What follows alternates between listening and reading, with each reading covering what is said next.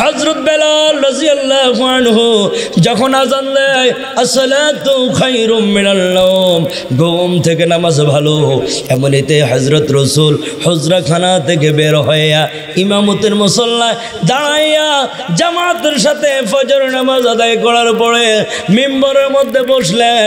বৈশা সাহাবায়ে কেরামদেরকে লক্ষ্য করে বললেন, সাহাবীরা রে, প্রথম দিন তোমরা আমার সঙ্গে তারাবির নামাজ জামাতে পড়েছো, দ্বিতীয় দিন আমার সঙ্গে জামাতে পড়েছো, আমি আশঙ্কা করলাম আমি চতুর্থ দিনও বের হব, কিন্তু চতুর্থ দিন আমি আমার হুজরাখানা থেকে নজর করে দেখি গত 3 দিনের চাইতে 4 নম্বর দিন লোক আরো বাড়ছে।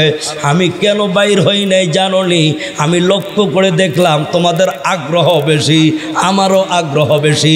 এইভাবে যদি নাকি আমরা তারাবির নামাজটাকে গুরুত্ব সহকারে পড়তে থাকি, আমার আল্লাহ রাব্বুল আলামিন সম্ভাবনা আছে এই নামাজটা ওয়াজিব বানায়া দিবে, বাধ্যতামূলক করে দিবে। আমি রাসূল চাই না তারাবির নামাজটা ফরজ হয়ে যাক, আমি রাসূল চাই না তারাবির নামাজটা ওয়াজিব হয়ে যাক, আমি চাই তারাবির নামাজটা সুন্নতে মুআক্কাদায়ে থাকুক। সাহাবীরা রে, তোমরা কি জানোনি কেন আমি চাই না? নবী গো আপনি কেন চান না? হ্যাঁ সাহাবায়ে কেরামেরা, আমি যা জানি তোমরা তা জানো না। তুমি কোনো কারণবশত যদি ফজর নামাজ না পড়তে পারো, কাজা পড়তে হবে 2 রাকাত। জোহর নামাজ যদি কোনো কারণবশত সফর থাকাকালীন সময়ে, গাড়িতে থাকাকালীন সময়ে যদি না পড়তে পারো, আর যদি কাজা হয়ে যায়, কাজা পড়তে হবে 4 রাকাত। আসরের নামাজ কাজা পড়তে হবে 4 রাকাত। মাগরিবের নামাজ কাজা পড়তে হবে 3 রাকাত। এশার নামাজ কাজা পড়তে হবে মাত্র 7 রাকাত, এর বেশি কাজা করতে হয় না। কিন্তু কোনো কারণবশত তোমরা যদি, আমার উম্মতরা যদি নাকি তারাবির নামাজ কাজা করে 20 রাকাত, আরেক দিন যদি কাজা করে 20 রাকাত, হয়ে যাবে 40 রাকাত।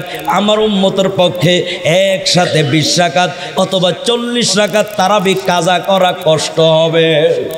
ঠিক কেন বলেন না? ফজর নামাজ তো 2 রাকাত কাজা করে ফেললাম মাত্র 3-4 মিনিটে, 5 মিনিটে, কিন্তু তারাবির নামাজ যদি বাদ পড়ে যায়, কাজা হয়ে যায়, আমার উম্মতের পক্ষে কষ্ট হয়ে যাবে। উম্মতের আর সাহাবীরা শোনো, তোমরা একা একা তারাবির নামাজ পড়ে নিবা। আজকে থেকে আমি বিশ্বাস নবী, আমি রহমতের নবী, যতদিন এই পৃথিবীর বুকে বেঁচে থাকবো একদিনও তারাবির নামাজ জামাতে হবে না। উচ্চস্বরে বলেন না সুবহানাল্লাহ। রসুল যখন দুনিয়া থেকে বিদায় হয়ে গেল, এইবার দেশ চালায় হযরত আবু বকর রাদিয়াল্লাহু আনহু, রাষ্ট্র পরিচালনা করে 2 বছর 4 মাস রাষ্ট্র পরিচালনা করেছেন। ওমর রাদিয়াল্লাহু আনহুর আগে আবু বকর দেশ চালাইলো 2 বছর 4 মাস। এই 2 বছর 4 মাসের ভিতরে 1 বছরও হযরত আবু বকর আমলে মসজিদ নববীতে তারাবির নামাজ জামাতে হয় নাই। এইবার আসলো হযরত ওমরের জমানায়, একটানা 10টা বছর দেশ চালাইলেন। ওনার জমানার শুরু লগ্ন থেকে লম্বা একটা সময় হযরত ওমরও একা একই, সবাই যার যার ভাবে তারাবির নামাজ পড়তেন। একদিন হযরত ওমর উনি মসজিদের পাশ দিয়ে হেঁটে যায়, ওনার সাথে আছে একজন সাহাবী, ওই সাহাবীর নাম হলো উবাই ইবনে কাব রাদিয়াল্লাহু আনহু। 2 জন একসাথে মসজিদের পাশ দিয়ে হেঁটে যাচ্ছে, আর বাম দিকে লক্ষ্য করে দেখে মসজিদের ভিতরে এই দিক দিয়ে ছোট্ট একটা জামাত হচ্ছে, ওই দিক দিয়ে ছোট্ট একটা জামাত হচ্ছে, আবার কেউ একা একা নামাজ পড়তেছে। হযরত ওমর দাঁড়ায় গেলেন, স্টপ হয়ে গেলেন, ডাক দিয়ে কয়, হ্যাঁ উবাই ইবনে কাব, তাকে দেখো আলাদা আলাদা ভাবে মানুষগুলো কেমন ভাবে নামাজ পড়তেছে। আমার মনের তামান্না, আমার মনের আশা হইল যদি সবাই এক ইমামের পিছনে নামাজ পড়তো। হ্যাঁ উবাই বিন কাব, আমি ওমরের মনের তামান্না বা ইচ্ছা হলো একসাথে এক ইমামের পিছনে যদি নামাজ পড়তো। উবাই বিন কাব ভয় পায় না, রসুল কেন জামাতে নামাজ পড়ে না এটা আমি জানি। আবু বকর রাদিয়াল্লাহু আনহু যেহেতু রসুলের কাছের বন্ধু ছিল, এই জন্য আবু বকর রাদিয়াল্লাহু আনহু রসুলের আমলের উপর হাত দিলেন না।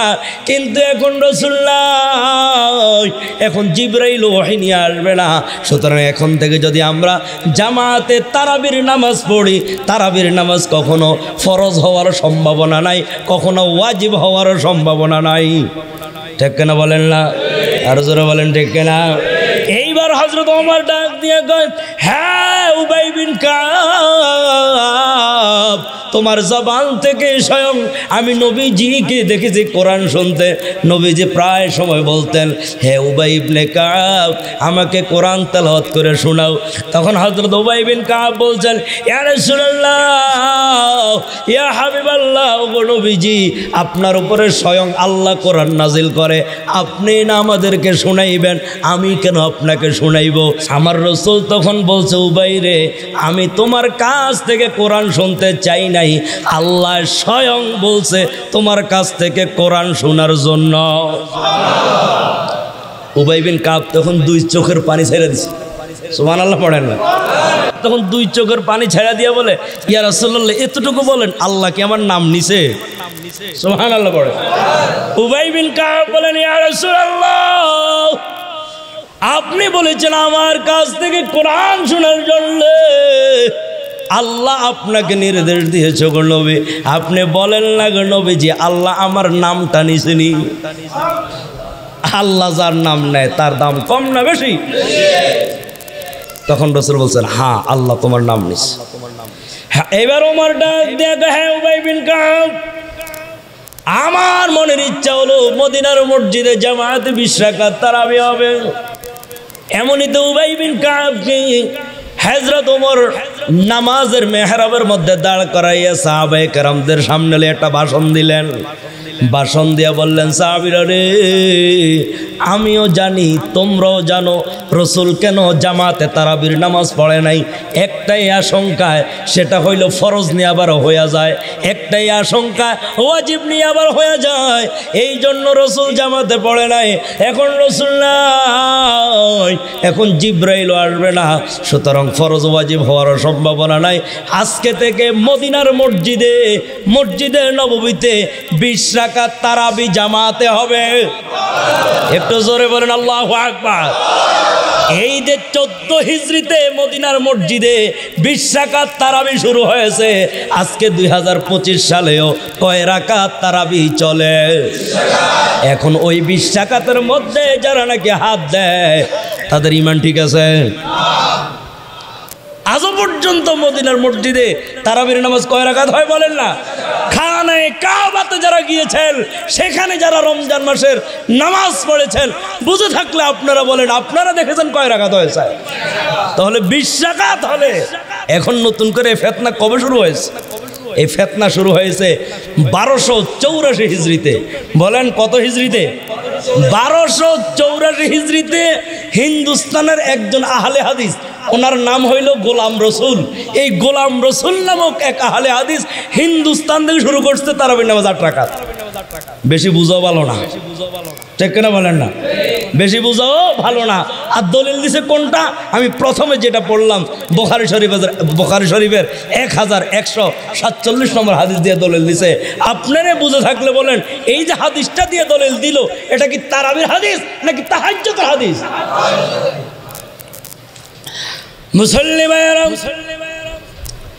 এখন রাসূল তো জীবনে মাত্র 3 বার জামাতে তারাবির নামাজ পড়েছেন। এখন বাকি সময় রাসূলের কাজ কি ছিল? হযরত আবু হুরায়রা ডাক দিয়ে কয়, রাসূল আমাদেরকে কখনো রমজান মাসে তারাবির নামাজ জামাতে পড়তে বলতেন না, শুধুমাত্র আমাদেরকে উদ্বুদ্ধ করতেন, সাহাবীরা রে, রমজান মাস এসে পড়েছে, একে একে চলে যাচ্ছে, একে একে চলে যাচ্ছে, কোরআন তেলাওয়াত বাড়ায়া দাও, জিকির আজকার বাড়ায়া দাও, একা একা নফল নামাজ বাড়ায়া দাও। আবু হুরায়রা ডাক দিয়া কয়, মৃত্যু পর্যন্ত রাসূলের ওয়াজ এটাই ছিল। শুধু রমজান মাস আসলেই সাহাবায়ে কেরামদেরকে উদ্বুদ্ধ করতে, সাহাবীরা রে, আগামী বছর রমজান পাইবা, এরপরে ইবাদত বন্দেগী করো, বহুত দূরের কথা, রমজান মাস পেয়েছো, তোমার কপাল ভালো, বেশি বেশি কোরআন পড়ো, বেশি বেশি জিকির করো, বেশি বেশি নফল পড়ো, বেশি বেশি দান সদকা করো, বেশি বেশি এমনিভাবে যারা রোজাদার তাদেরকে ইফতার করাও। মুসলিম শরীফের 259 নম্বর হাদিসের মধ্যে আবু হুরায়রা বলছেন, মৃত্যু পর্যন্ত রাসূল এইভাবে ওয়াজ করে যেতেন। মুসল্লি ভাইয়েরা, বুঝে থাকলে বলেন, আমরা তারাবির নামাজ পড়বো কয় রাকাত? নিয়ত আছে তো ইনশাআল্লাহ? খবরদার বেশি বুঝতে যাইবেন, আবারও বলছি, বেশি বুঝতে যাইবেন। তারাবির নামাজে মসজিদে আসেন, আলহামদুলিল্লাহ ভালো।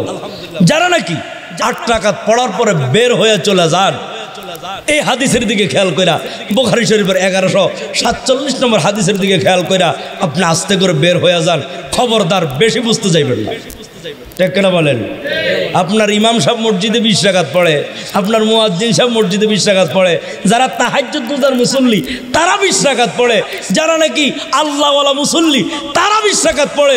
তুমি সলিমুল্লাহ 8 রাকাত পরে বাইরে হয়ে যাওগা, তুমি আমার মসজিদকে অপমান করছো। দেখা যায় যারা নাকি এমন বেশি বুঝে, আপনাদের মসজিদ আছে আরো আশেপাশে একটু মেহনত করলে 8 রাকাতওয়ালা মসজিদ খুঁজে পাইবেন। সুতরাং প্রতি বছর যাতে আমাদের এই বয়ান না করতে হয়, আপনারা মেহেরবানি করে এই উম্মতকে কোরআন শোনানো থেকে বঞ্চিত করবেন না। সমাজের মধ্যে ভাই ভাইয়ের মধ্যে ফাটল সৃষ্টি করবেন না, ঠিক কিনা জোরে বলেন? আপনি আপনার মতো করে কোরআন বুঝতে চাইছেন, আমি যদি জিজ্ঞেস করি ভাই আপনি এই হাদিস বুঝছেন কোথায় থেকে, আপনি বলবেন ইউটিউব থেকে। শুনো, লম্বা একটা সময় হাদিসের কিতাব পড়েছি, ছোটখাটো কোনো আলেমের কাছে পড়ি নাই, বাংলাদেশের সবচেয়ে বড় আলেমের কাছে আমরা হাদিসের কিতাব পড়া হাদিস বুঝি নাই, আর আপনি ইউটিউব থেকে বুঝে ফেলাইছেন। এতই সোজা। বুঝতে হবে শয়তানে আপনাকে আসর করছে, ঠিক কিনা জোরে বলেন?